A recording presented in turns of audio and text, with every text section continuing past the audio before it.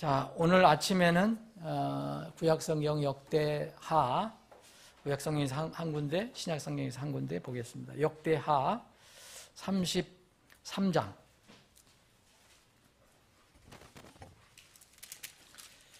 제가 3판 흠정력 가지고 있는데 한영 대역성경인데 3판이라면 738쪽, 7쪽이 되겠습니다.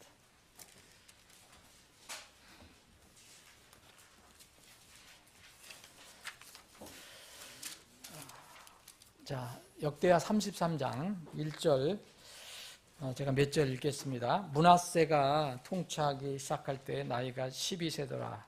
그가 예루살렘에서 55년 동안 통치하였으나 그가 67세까지 오랜 기간 동안 통치를 했어요.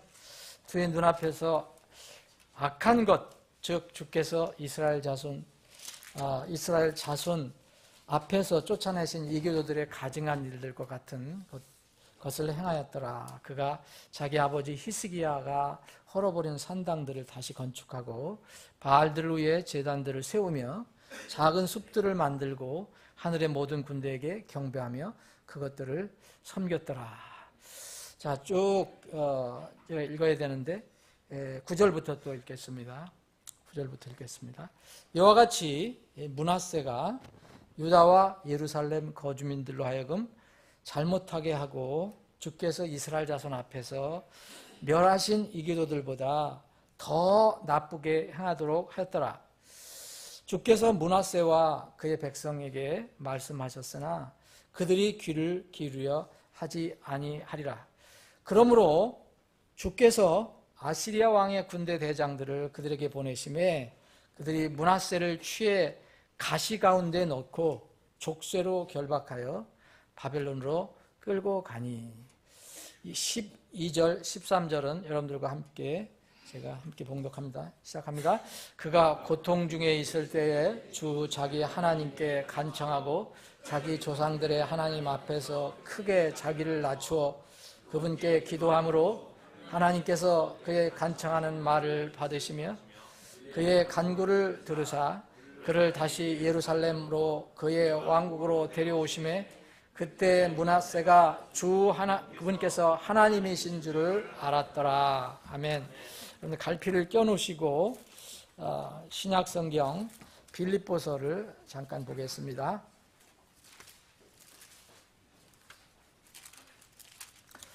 빌립보서 2장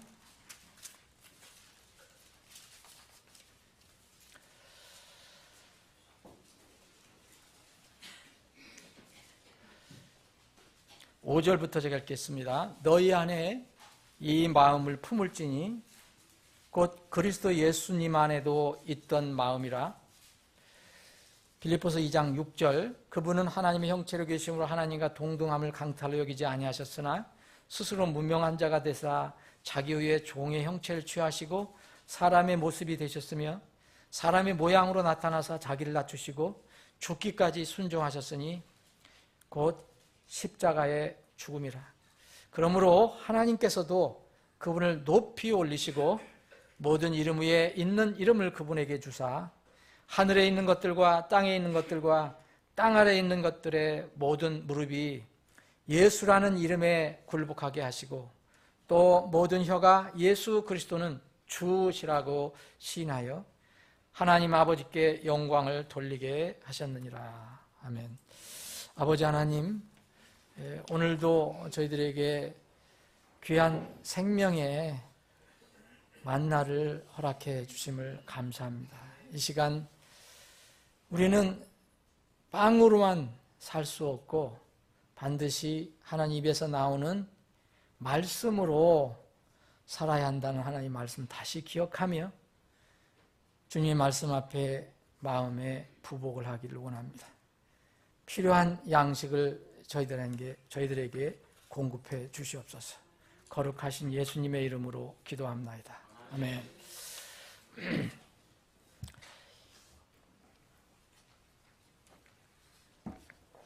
오늘 긴 명절 연휴 잘 보내셨어요? 어떤 분들은 맛있게 먹어서 그런지 얼굴에 기름이 흐르는 것 같고, 어떤 분들은 먹지 못해갖고 오히려 이 기간 동안에 금식하셨는지 모르지만 잘 먹었습니까? 그랬더니 먹었다는 얘기를 잘 못하더라고요. 많이 먹을 수 있을 때 오히려 못 먹을 때가 있습니다. 지난 한 주간도 우리를 안전하게 보호 인도해 주신 주님께 감사드리는 마음으로 예배를 드립니다. 세상에는 많은 문제들이 있습니다. 우리 주위에 날마다 그런 일들이 일어나고 있습니다. 그런 문제들이 일어났다가 또 해결되고 사라지기도 하고 또 다시 나타나기도 하고 끊임없이 일은 계속되고 있습니다. 근데 그 수많은 일들 중에서 우리 힘으로 어떻게 할 수 없는 것이 있습니다. 갑자기 폭발하는 화산이라든지 지진이 갑자기 일어난다든지 폭풍이 일어난다든지 얼마 전에 미국에서 체감온도 영하 50도까지 내려가는 북동부 지역에 그런 눈폭풍이 왔습니다. 실제로는 30도, 영하 30도. 그래서 적지 않은 사람들이 죽기도 하고 이런 어떤 이상기후 또 갑자기 일어나는 전염병 이런 것들은 어떻게 우리 힘으로 어떻게 할 수가 없습니다. 또 그렇게 큰 것뿐만 아니라 우리의 몸속에서 일어나는 작은 변화, 원치 않은 병 이런 것도 특별한 증상 이런 것도 우리 힘으로 어떻게 할 수가 없어요. 통제할 수도 없고 해결하지 못하는 경우가 대부분입니다. 그런데 우리가 엄밀하게 잘 살펴보면 우리가 살아가는 세상에서 일어나는 이런 많은 문제 중에서 우리가 어떻게 할 수 없는, 통제할 수 없는 이런 일들이 많이 있지만 그것보다는 우리가 조금 변화만 되면 뭔가 우리가 수고를 하면 해결될 일들이 훨씬 더 많다는 것을 알 수 있습니다. 사람과 사람 사이에서 일어나는 것, 그리고 우리 몸 안에서, 우리 마음 안에서 일어나는 것, 조직과 조직 사이에서, 또는 민족 가운데서, 또 민족과 민족 사이에서, 나라와 나라 사이에서 일어나는 것들은 사실 불가항력적인 것이 아니라 사람들이 바뀌기만 하면 해결할 수 있는 일들이 훨씬 많습니다. 우리가 이런 자연적인 큰 것들만 바라보지만 사실 우리는 그런 것들 때문에 힘드는 게 아니라 매일매일 삶은 그런 것이 아니라 우리 마음에서 일어나는 것, 사람과 사람 사이에서 일어나는 이런 일 때문에 힘든 것입니다. 사람 사이에서 일어나는 시기, 질투, 다툼, 모함, 배신, 사기, 폭행, 살인 이런 것들, 그리고 나라와 나라 사이에서 일어나는 어떤 불법이라든지 갈등과 전쟁 이런 것들, 우리 힘으로 안 될 것 같지만 사실은 이런 것에는 해결점이 있어요.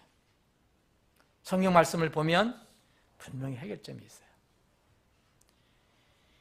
그래서 우리가 자연적인 어떤 그런 것들, 우주적인 어떤 문제 이런 것들은 우리가 어떻게 할 수가 없지만 인간 내부에서 일어나는 문제, 그리고 인간과 인간 사이에서 나오는 모든 문제에는 사실 답이 있습니다.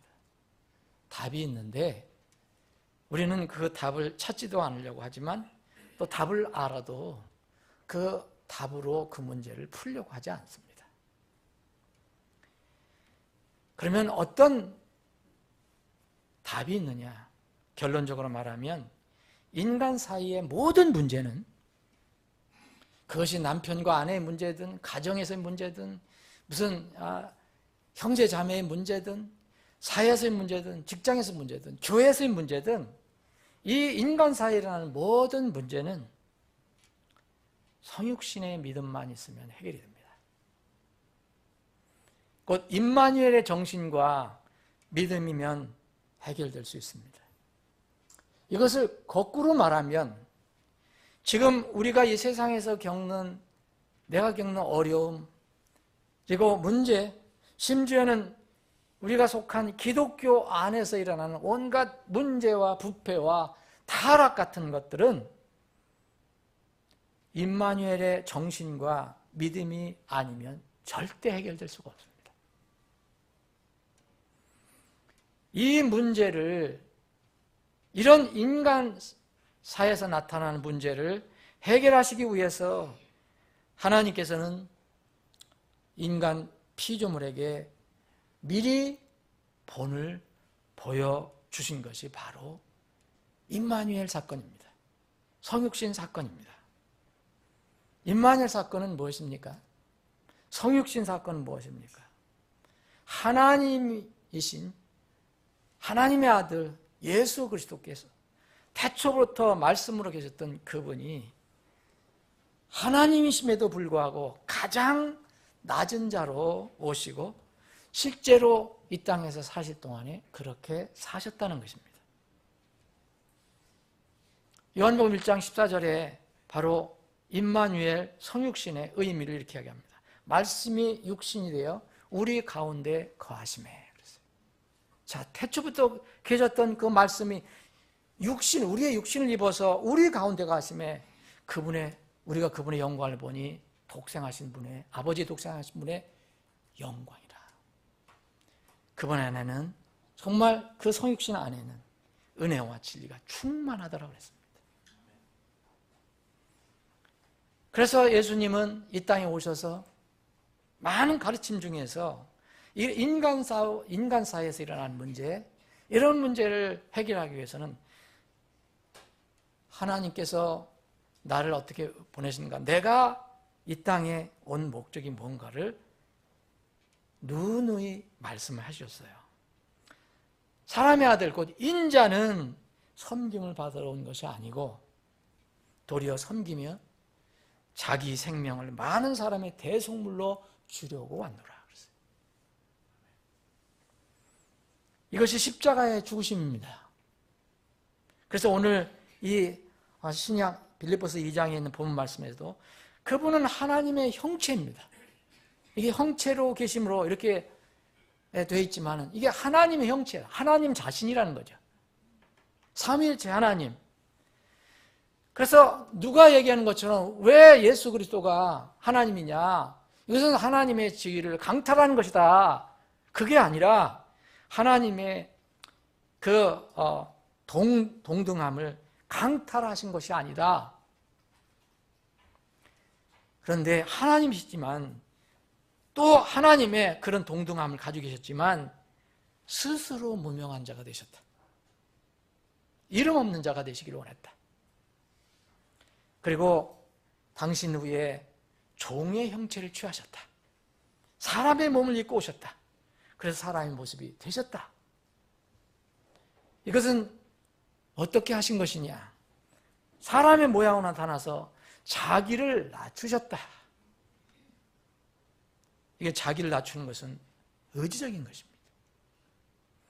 죽기까지 순종하였으니 곧 십자가의 죽음이라, 그렇게 말씀하셨습니다. 예수님은 하나님의 아버지의 명령을 따라오셨지만 그냥 로봇으로 오신 게 아니라 또 감정도 가지고 계시고 의지도 가지고 계시고 모든 걸 가지고 계신 분이 스스로 자기를 낮췄다. 낮춘다는 것은 영어로 험불입니다. 다른 말로 하면은 자기를 겸손하게 했다, 그런 뜻입니다. 그래서 주님은 계속 공생하시면서 이것을 강조하시고 스스로 자신이 작은 자로 오셨다라고 그렇게 말씀하시면서 이것이 바로 임마누엘이다 라고 말씀하신 겁니다. 예수님은 사람들이 그래서 세상이 업신여기서 버렸습니다. 근데 하나님께서 쓰신 모퉁이의 머릿돌이 됐다고 말씀하셨습니다. 그래서 우리는 이 세상을 살아갈 때 작은 것을 멸시하는 것은 죄가 됩니다. 아주 약한 사람 멸시하는 거, 무시하는 거, 어린 사람 멸시하는 거, 그리고 연약하고 없는 사람, 세상에서 별 볼 일이 없는 것처럼 보이는 사람들을 멸시하는 것은 그 자체가 죄입니다. 예수님은 그러한 모습으로 우리에게 임하셨기 때문입니다. 마지막에 예수님께서 오셔서 심판하실 때, 민족 심판하실 때 아주 주님께서 큰 교훈을 주신 게 있습니다. 많은 사람들이 주님 앞에 섰습니다. 그래서 어떤 사람들은 양들로 분류가 되고 어떤 사람들은 염소로 분류가 됩니다. 민족 심판이라는 것입니다. 근데 양들과 염소의 차이는 이겁니다. 양들은 이 예수님께서 오셔서 너희들은 참 복받은 자들이다. 내 아버지께 복받은 자들이다. 창세서부터 준비한 그 너희를 위하여 예비한 왕국을 상속받으라 그랬습니다. 왕국을 상속받으라. 그런데 이유가 뭐냐? 내가 줄일 때 나에게 먹을 걸 주었고, 내가 목마를 때 마실 물을 주었고, 내가 헐벗을 때 너희들이 옷을 주었고, 내가 감옥에 있을 때 너희들이 날 찾아오지 않았냐? 내가 병들었을 때 너희들이 날 와서 문안하지 않았냐? 이유가 그거였습니다. 근데 이 양들로 분류된 사람들은, 이 의로운 자들이라는 사람들은 그렇게 한 적이 없기 때문에 정직하게, 우리가 언제 주님을 그렇게 섬겼습니까? 언제 주님이 이 감옥에 있을 때 우리가 찾아가 봤습니까? 주님이 여기 계시지도 않았지만 우리는 그렇게 해본 적도 없습니다. 마지막 때 이야기입니다. 주님이 언제 목마르셨다고 우리가 물을 드렸습니까? 그런 적이 없습니다. 주님께 옷을 드린 것도 없고, 주님께서 병들어서 찾아간 적도 없습니다. 주님께서 감옥에 갇혔을 때 우리가 찾아간 적도 없습니다. 그랬더니 왕이, 다시 오시는 왕이 뭐라 했냐면, 너희가 여기에 있는 많은 내 형제들 중에서 가장 작은 자 하나에게, 형제들 중에서 가장 작은 자 하나에게 그것을 하였은즉 그것이 바로 내게 한 것이다 라고 말씀하셨습니다. 자, 예수님은, 자, 지금 우리 눈에 보이지 않습니다. 그러나 예수님은 이 세상에서 가장 작은 자와 당신을 동일시했습니다.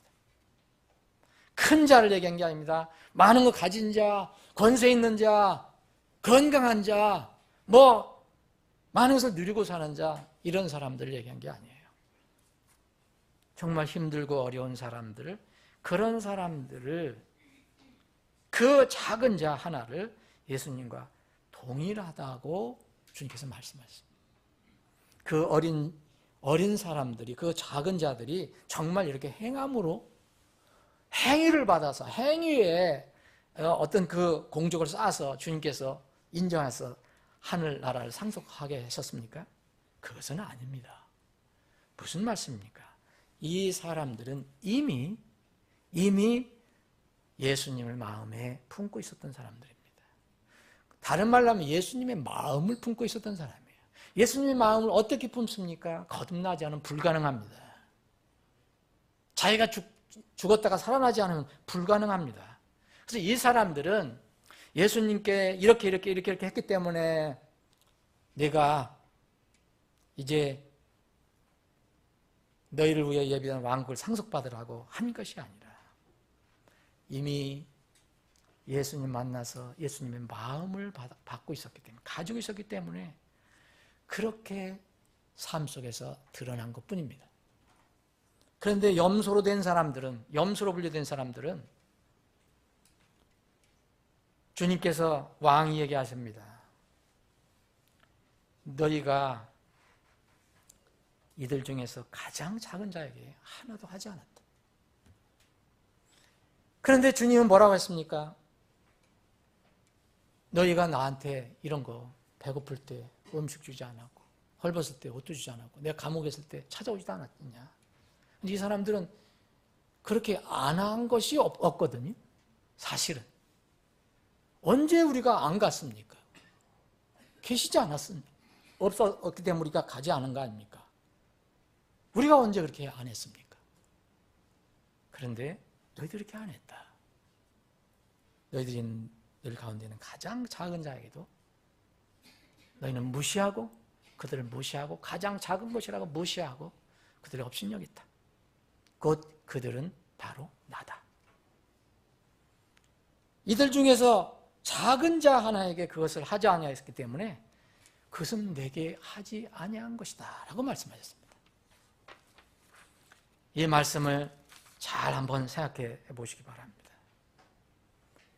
인간 사이에 일어나는 모든 문제는 사실은 이 하나님의 마음, 예수님의 마음, 작은 것을 멸시하지 않고 존중하는 마음이 있으면 다 해결됩니다. 유다의 첫 왕 르호보암이,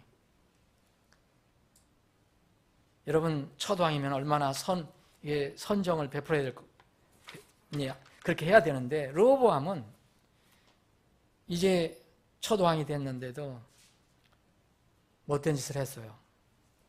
하나님께서 싫어하는 일을 했어요. 대부분의 왕들이 그랬지만 역대하 12장을 보면 하나님께서 싫어하는 일을 했다.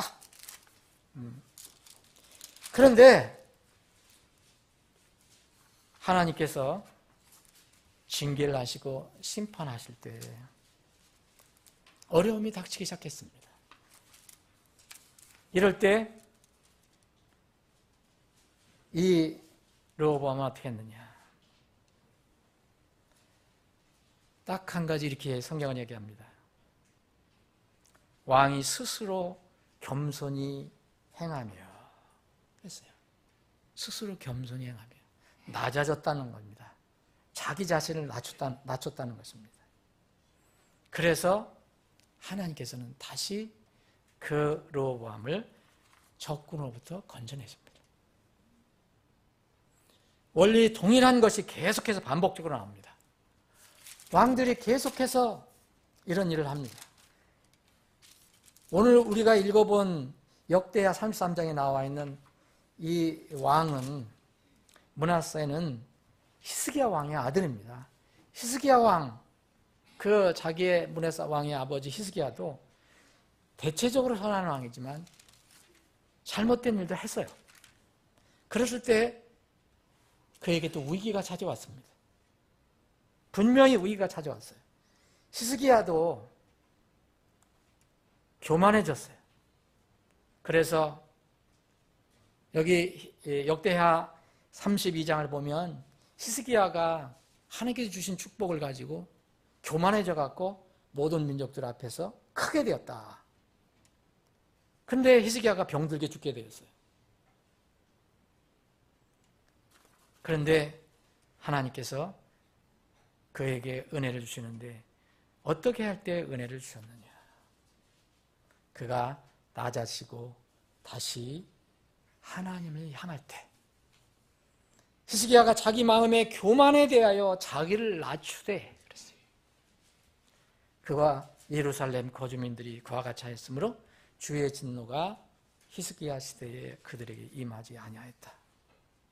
모든 왕들이 보면 못된 짓을 하다가 하나님의 마음을 아프게 하다가 하나님께서 징계를 내주나 심판하시면 다시 주님 앞에 깨닫고 무릎 꿇고 자기 자신을 낮추고 겸손해하면 주님께서 다시 은혜를 내려주시는 그런 패턴이 계속됩니다. 오늘 왕인 므낫세는 왕 중에서도 좀 악한 왕으로 분류되는 사람입니다. 12살에 즉위해 갖고서 55년 동안 이 통치를 했는데 못된 짓을 참 많이 했어요. 오늘 우리가 읽어본 게 그겁니다. 어떤 다른 이방인들보다도, 이교도들보다 더 나쁘게 백성들이 나쁜 짓을 하게 했어요. 하나님을 이렇게 믿지 않은 것뿐만 아니라 하나님의 집에다가 바알들을 들여왔어요. 온갖 바알들 들여오고 또 심하게 또 몰렉에게 이상한 일들도 해서 바쳤습니다. 도대체 하나님으로부터는 이제 구제불능의 그런 사람이었습니다. 그래서 하나님께서는 마침내 이제 주변국에 있는 왕을 동원해서 그를 징계합니다. 그래서 잡아가게 해요. 가시 있잖아요. 몸을 찌르는 그 가시 통에다 넣어갖고 족쇄로 결박해서 끌고 가게 됩니다. 이 위기 어떻게 이 므낫세 왕이 해결했느냐? 성경은 간단합니다. 그가 고통 중에 있을 때 주 자기 하나님께 간청하고 자기 조상들의 하나님 앞에서 크게 자기를 낮추어 겸손하여 그리고 그분께 기도했다. 그랬더니 주님께서 다시 예루살렘으로 데려오시게 됩니다. 그때 므낫세가 내가 무시했던 바로 여호와 하나님이 진실로 이 땅에 이 세상에 하나님이시다라는 것을 깨달았다고 성경은 말하고 있습니다. 역대하 7장에 보면 13절 14절에 여러분 잘 아시는 내용이 보면 하나님께서 이 솔로몬에게 약속한 게 있습니다. 너희들이 혹시 나에게 불순종하고 악한 일을 행하고 그러면 내가 하늘을 닫을 것이다. 비를 내리지 않게 하고 또 메뚜기에게 명령해서 땅의 소산들을 다 먹어치우게 할 것이다. 또 너희들 백성 가운데서 전염병, 역병을 내가 보내는 그런 심판할 것이다. 만약 이런 일이 일어날 때가 있다면 그때 어떻게 해야 될 것이냐? 너희들이 내 백성인데 백성들이 낮추고 너희들 스스로 낮추고 그랬어요. 자기를 낮추는 것은 험불입니다. 겸손하게 자기를 낮추는 거예요. 그리고 기도하고 하나님의 얼굴을 구하고 자기 악한 길에서 떠나면 내가 하늘에서 듣고 그들의 죄를 용서하고 그들이 고통을 겪는 땅의 문제를 고치겠다 약속하셨습니다. 제일 먼저 시작되는 것이 자기를 낮추는 것입니다. 자기를 낮추는 것입니다. 자기를 낮춰서 하는 기도가 진정한 기도입니다. 빳빳이 세우고 하는 기도는 기도가 아닙니다. 자기를 낮추고 그 다음에 기도하고 하나님을 구하고 악한 길에서 떠나는 것이 진정한 회개입니다. 지금 교회 시대에 바라보고 들어갈 수 있는 하나님의 왕국의 두 가지 특성을 성경은 이야기하고 있습니다. 마태복음 19장에 보면 한 젊은이가 주님께 나옵니다. 궁금한 것이 있습니다. 영원한 생명을 얻기는 원하는데 유대교회에서는 이거 하라 저거 하라 다 행위로 율법을 지켜야 된다고 하는데 나는 그걸 다 하면서도 왜 확신이 없는가? 아마 그런 고민을 했는지도 몰라요. 그래서 예수님께 찾아옵니다. 찾아와서 내가 무슨 선한 일을 해야 영원한 생명을 얻을 수 있습니까? 그랬더니 주님께서 하나님의 법을 지켜라. 그래서 10계명 중에서 6계명을 얘기합니다. 1, 2, 3, 4는 얘기하지 않으세요. 5계명서부터 10계명까지 6계명을 얘기해요. 1, 2, 3, 4는 다 하나님과 관련된 거예요. 하나님과 관련돼서 너 우상 섬기지 마라 이런 건 다 한다고 굉장히 고집을 할 거 아닙니까? 그죠? 그 사람이 유대인인데. 그런 지켜놓고 예수님께서 이제 5번째 계명인 5경에서부터 부모를 공경하는 것부터 내 아버지 어머니를 공경하라. 여기서부터 마지막 10번째 계명 탐심까지 쭉 얘기합니다. 너 이거 했느냐? 이거 지켰느냐? 지켰냐? 이것은 자기가 스스로 하는 것입니다. 하나님의 관계가 아니라 다른 사람과의 관계예요. 보이는 사람들과의 관계를 얘기하는 겁니다. 그랬더니 나는 어렸을 때부터 다 지켰습니다 라고 얘기합니다. 그러냐? 그럼 네가 완전하게 되고자 하면, 너 아직 완전하지 못했으니까 지금 나한테 묻는 거 아니냐? 완전하게 되고자 하면 내가 가지고 있는 소유를 지금 팔아라. 그리고 가난한 자에게 주어라. 그리고 나서 나를 따라와라. 주님께서 그냥 따라오라 하셨지 이렇게 해야 된다, 이렇게 하면 너 영생을 받는다는 말씀하시지 않았어요. 예수님은 따라오면 예수님 말씀을 통해서 영생을 얻을 수 있겠죠. 그런데 이 젊은이는 고민하면서 떠납니다. 무엇 때문에 떠납니까? 자기가 가지고 있는 소유, 이것이 많았기 때문에, 이걸 버릴 수 없기 때문에 떠났다라고 얘기했습니다. 이는 십계명을 비롯한 모든 율법을 지켰다 그러지만 하나도 지키지 못한 것입니다. 이 말씀, 예수님께서 이건 십계명을 지켜야 네가 구원을 받는다, 네가 영생을 얻는다는 말씀이 아닙니다. 여러분, 하나님 예수님이 하신 말씀을 여러분 깊이 묵상해야 돼요. 피상적으로 보면 안 돼요. 자기의 소유를 팔아서 나에게 나누어주고 나를 따르라는 것은 곧 자기가 가지고 있다고 생각하는 것, 내가 버릴 수 없는 그런 것이라고 생각하는, 움켜쥐고 있는 그것을 부인하고 가난한 자들과 함께 동일한 본질이 되라라고 말한 겁니다. 네가 업신여기는 가난한 자, 똑같이 되라. 그래서 가난한 자가 복이 있다고 그런 겁니다. 물질이 실제 없는 사람들만 복받고 부자는 복을 못 받는 게 아닙니다. 부자도 구원받을 수 있고 가난한 자도 구원받을 수 있습니다. 그런데 마음의 문제로는 분명히 마음에 하나님이 아닌 다른 것들로 가득 찬 사람은 결코 구원받지 못합니다. 종교인은 될 수 있습니다.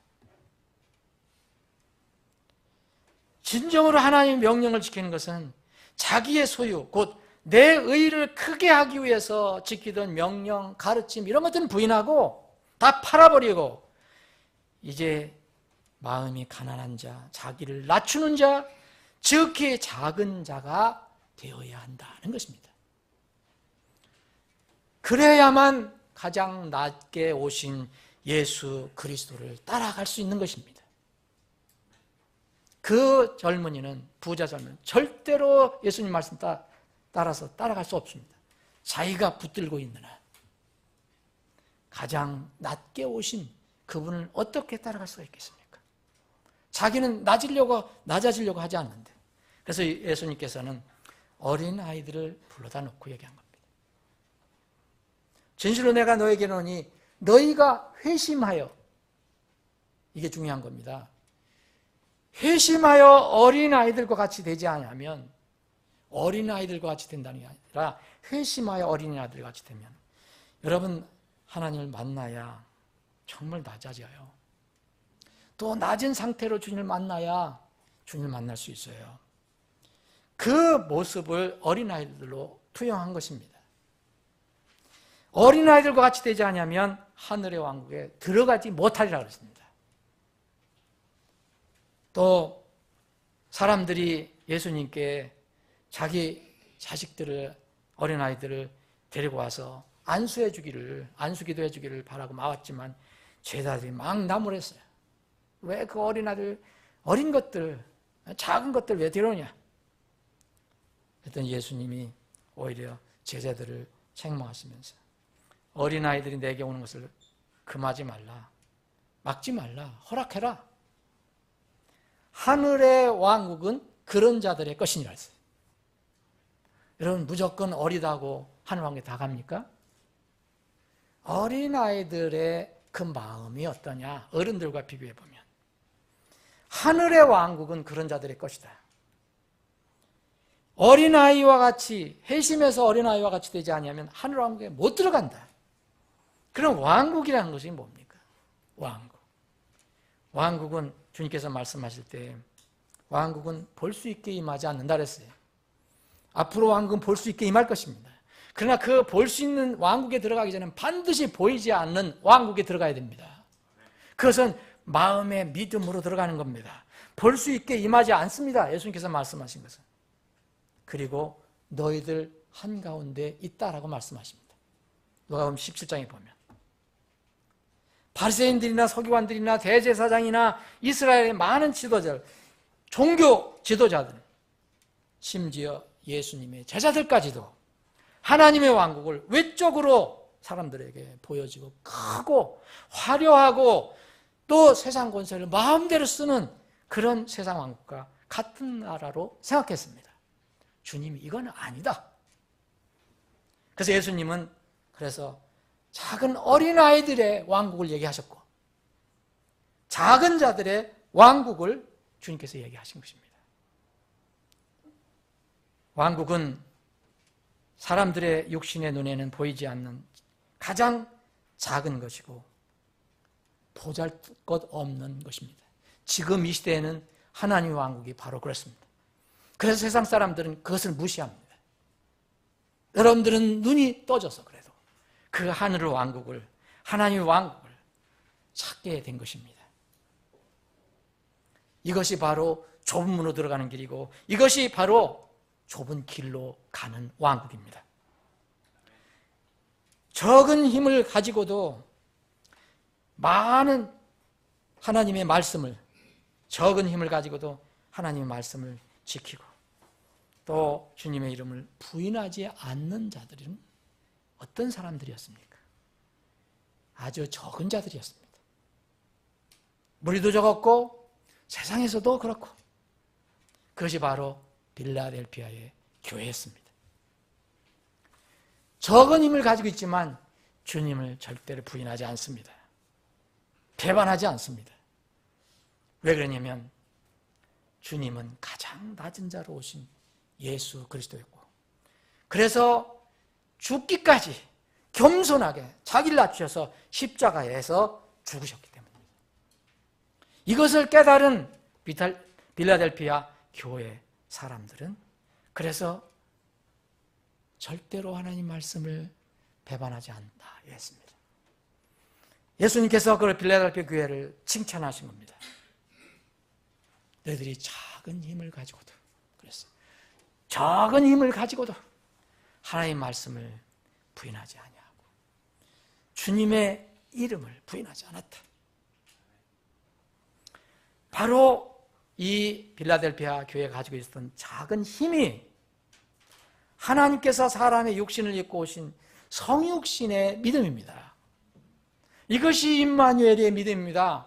임마누엘에서 화려하고 놀랍고 권능 있고 이런 것을 보는 것이 아닙니다.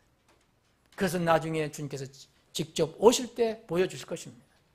지금 왕국이 형성되는 과정에서는 바로 이런 사람들 안에 이 왕국이 임하게 됩니다. 우리가 구해야 할 하나님의 왕국은 작은 자들을 위해, 적은 자들을 위해 준비하신 왕국입니다. 아버지께서 그 왕국을 적은 약물에게 주시기를 참으로 기뻐하신다고 하셨습니다. 누가복음 12장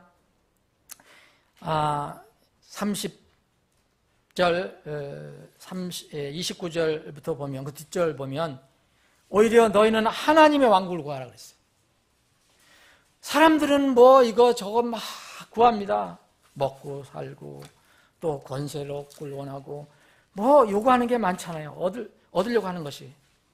그런데 가장 중요한 것이 뭔지 아냐?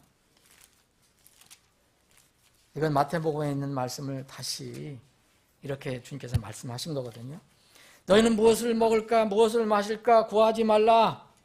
마음에 의심하지도 말라. 이 모든 것은 세상 민족들이나 구하는 것이다. 너희 아버지께서는 이것들이 너희에게 필요한 줄 다 아신다. 오히려 너희는 하나님 왕국을 구하라. 그리하면 이 모든 것을 너희에게 더하시리라. 누가복음 12장 30절 적은 약물이여 적은 약물이여 두려워하지 말라. 너희 아버지께서 그 왕국을 너희에게 주시기를 참으로 기뻐하시느니라. 적은 약물이, 약한 사람들이 모인 적은 약물이, 약하다 해서 물리적으로 반드시 약하다는 말을 얘기하는 게 아닙니다. 주님의 임마누엘, 주님의 십자가의 죽으심, 이런 낮게 오신, 낮은 자로 오신 그분의 마음에 품은 자들이 적은 자들입니다. 저는 그 왕국, 곧 하나님 아버지께서 적은 양무리들에게 주시기를 참으로 기뻐하시는 그 왕국을 사모합니다. 여러분들은 어떠십니까? 성육신의 믿음이, 이런 성육신의 믿음이 곧 예수 그리스도의 믿음, 예수님 안에 있던 믿음, 그 마음이 결여될 때 바로 세상에서 문제가 일어나는 겁니다. 사람 사이에 갈등과 시기가, 다툼이 왜 생깁니까? 여러분 냉정하게 한번 생각해 보십시오. 가정에서도 실험을 해보십시오. 사회에서나 또 직장에서나 교회에서나 어디서나 한번 실험을 해보십시오. 왜 갈등, 시기, 다툼이 일어납니까? 의견 차? 그럴 수 있습니다. 성격이 달라서? 그럴 수 있습니다. 좋아하고 싫어하는 게 차이가 있어서? 선호 차 때문에? 그럴 수 있습니다. 또 요새는 이념, 사상이 틀려서? 그럴 수 있습니다. 그런데 성경 말씀은 이렇게 얘기합니다. 이런 것들은 사람 안에 있는 프라이드 때문에 생긴다라고 말합니다. 곧 교만 때문에 생긴다라고 말합니다. 잠언 13장 10절에 오직 교만에 의해 다툼이 생기고 그랬어요. 오직 교만에 의해서 사람들 사이에 다툼이 생기는 겁니다. 이 교만은 어떻게 표출됩니까? 교만한 사람은 말이 비수 같습니다. 남을 찌릅니다. 가시 같습니다. 잠언 12장 18절에는 칼로 찌르듯이 말하는 자가 있거니와 지혜로운 자의 혀는 건강하게 하느니라. 지혜로운 자의 혀는 남을 건강하게 하지만 정말 교만한 사람이 말하는 것은 그것이 와서 가시로 박힙니다. 여러분 아무리 합리화하고 그럴듯하게 꾸며져 있어도 교만은 교만입니다. 아주 겸손한 것처럼 보여도 결국은 자기를 은근히 높이거나 남을 낮추는 모든 말과 행동은 다 교만입니다. 교만의 열매는 우리가 거두지 말아야 할 것이라고 성경은 말하고 있습니다. 주께서 교만한 자의 집은 허무시나 과부의 땅의 경계는 굳게 세우신다. 여기서 왜 교만한 자하고 과부를 대비했습니까? 세상에서 얘기하는 과부는 정말 무시당하고 적은 자에 속한 사람입니다. 멸망에 앞서 교만이 나가고 넘어짐에 앞서 거만한 영이 있느니라. 그래서 잠언 기자는 말합니다. 자기를 낮추는 자와 함께 겸손한 영을 갖는 것이 교만한 자와 함께 노략물, 온갖 재산을, 온갖 재물을 다 나누는 것보다 낫다. 멸망에 앞서 사람의 교만이 있고 명예에 앞서 겸손이 있다. 그러면 어떻게 갈등과 싸움, 다툼의 자리, 또 특히 가정, 교회에서 이럴 때 어떻게 해야 됩니까? 그래서 성경은 계속해서 겸손하라고 얘기합니다. 겸손하면 뭐가 나오는지 아십니까? 나를 낮추면 절대 남을 무시하지 않습니다. 그래서 부드러운 대답이 나오는 겁니다. 부드러운 말이 나오는 겁니다. 부드러운 대답은 진노를 돌이키거니와 가혹한 말들은 분노를 일으키느니라. 몹시 노하는 자는 다툼을 일으켜도 성내는 사람, 쉽게 성나는 사람은 싸움이 일어납니다. 분노하기를 절제하는 자, 분노하기를 더디하는 자는 다툼을 그치게 하느니라. 여러분 둘 중에 싸울 때 여러분 이 중에 하나만 실천해 보십시오.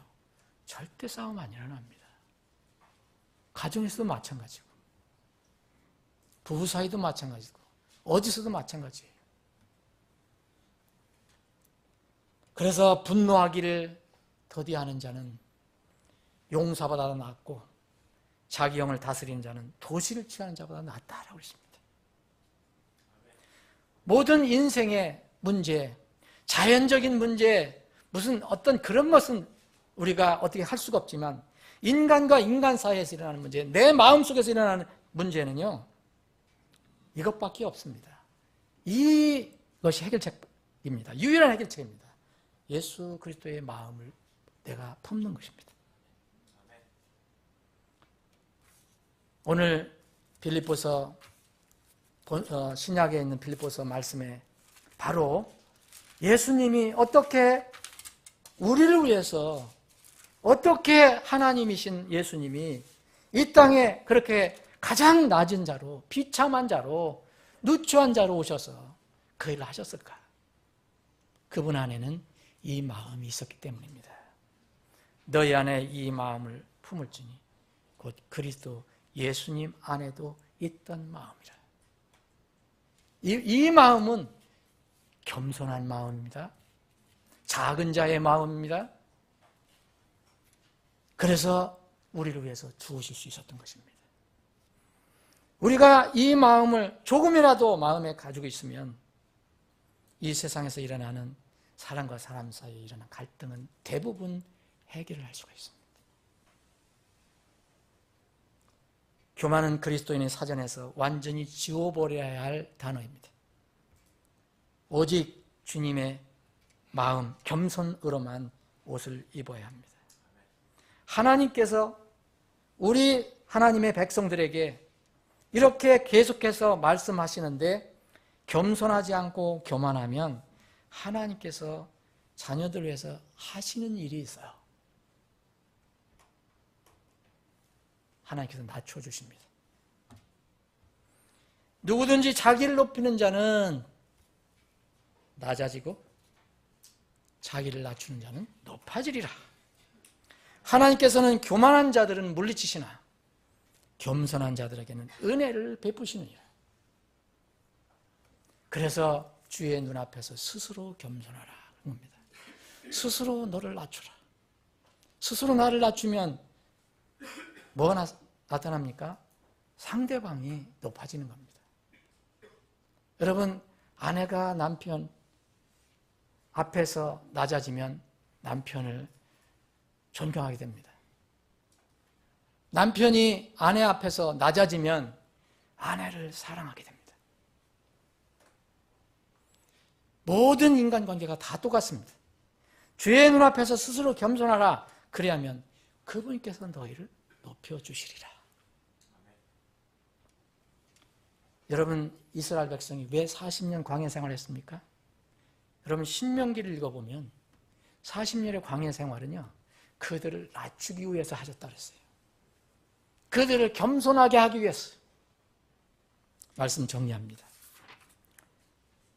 벌써 1월 1일 여러분 새해에 신앙의 결단 또 결심하신 것들이 작심삼일로 끝난 지가 벌써 오래됐죠.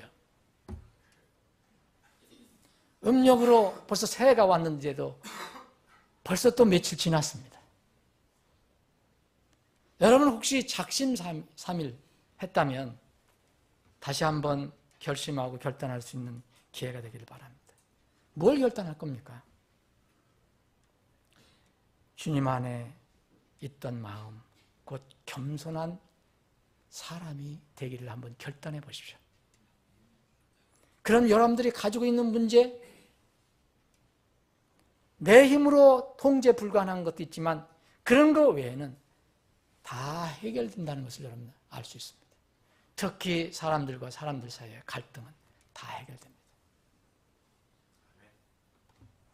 여러분들이 말하는 것 중에서 보면은 다 약하고 부족한 사람들이지만 제가 어떨 때 들을 때는 저러니까 해결이 안 된다는 생각이 들 때가 있습니다. 남편 이야기하고 아내 이야기하고 다른 지체 얘기하고 다른 사람 얘기하고 그냥 나는 바라보지 않습니다. 겸손은 나의 모든 삶의 길에서 하나님을 전적으로 인정하고 그분께 순종한다는 것을 말하는 겁니다. 세상에서 말하는 그냥 굽신굽신하는 겸손이 아닙니다. 사람들로부터 겸손하다는 말을 들어도 하나님과 그분의 말씀에 순종하지 않는 사람은 자신을 의지하고 높이는 교만한 사람입니다. 성육신의 의미는 무엇입니까? 하나님이 우리를 위해서 우리의 위치까지 더 낮아지신 분입니다. 그런 일을 하신 것입니다. 여러분들이 가지고 있는 다툼과 고민과 갈등이나 어려운 문제는 우리가 성육신의 오심과 십자가의 죽기까지 보여주신 그 낮아심과 겸손한 마음을 조금이라도 품게 되면 거의 해결된다는 것을 여러분들 깨닫게 될 것입니다. 우리 앞에 지금 일들이 많이 있습니다. 우리는 마음이 하나가 되어야 됩니다. 정말 마음이 하나가 되어야 됩니다. 그래도 우리 앞에 놓인 일들을 잘 효과적으로 하기가 어려울 수도 있습니다. 왜냐하면 우리는 작은 자이기 때문에 그렇습니다.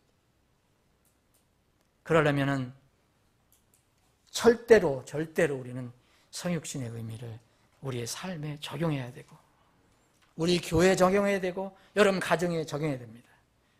올해는 남을 나보다 더 낮게 여기고 주님의 몸을 내 몸보다 더 귀하게 여기는, 그래서 그 주님의 몸을 아름다게 가꾸고 튼튼하게 세워가는 한 해가 되기를 축원합니다. 여러분들의 그런 복이 여러분들 가정에 있기를 바랍니다. 기도하시겠습니다.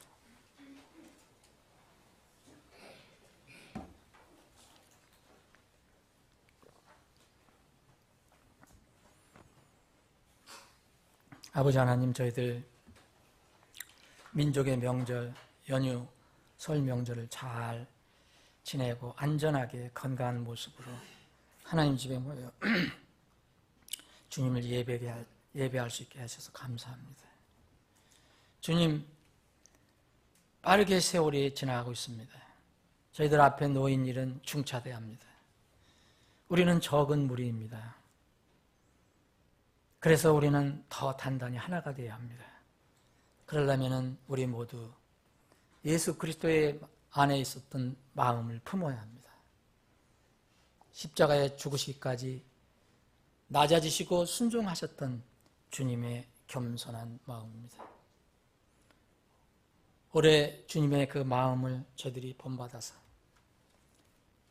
겸손한 마음을 가지고 교회를 섬기고 가정을 이끌어가고 또 이 나라와 이 민족을 위해서 기도하는 한 해가 되게 해 주시옵소서.